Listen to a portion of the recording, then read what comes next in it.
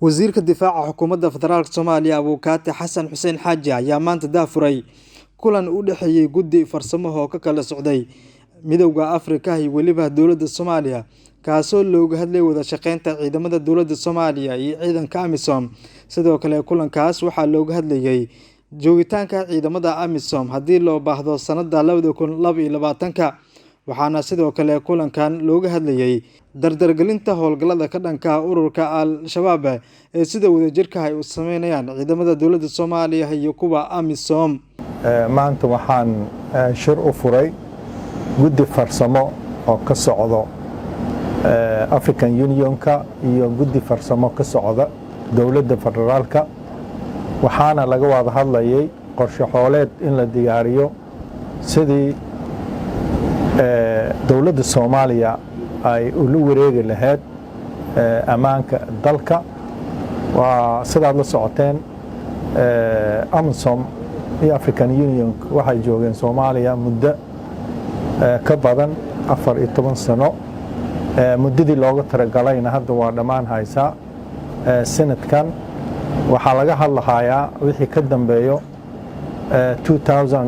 2022ga qaabkii ay ku joogi lahaayeen dalka iyo sidii ula falgeli lahaayeen ciidamada Soomaaliya iyo sidii dalka loo xoreyn lahaa. hadda waxaa isbedelay rabaa qaab dhismeedkooda iyo howlgalladii. waxaan diyaarinahaynaa marka qorshe hooleed loogu talagalay in guud ahaan ciidamada joogta Soomaaliya oo AMISOM iyo ciidamada Soomaaliya ay isla wada howlgalaan isla markaasna ciidamada Soomaaliya ay qaataan mas'uuliyadda ugu sareyso sidii dalka loo xoreyn lahaa wada shaqeyntoodana loo wanaajin lahaa.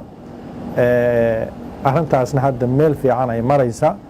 markii ugu horeysay waxaa soo jeediyeen African Unionka qorshe hooleed ay rabeen si loo sameeyo mas'uuliyadda sidii loogu wareejin lahaa Soomaaliya ee qaabkaas oo Soomaalida iyo dowladda Soomaaliya ka falcelisay kadibna lasku afgartay marka in guddiyadii lasku daro maskaxda iyo qorshaha Soomaaliyana lagu shaqeeyo kadib wixii Soomaaliya ay ogoshahay jidkii uga habboon oo Soomaaliya u arkayso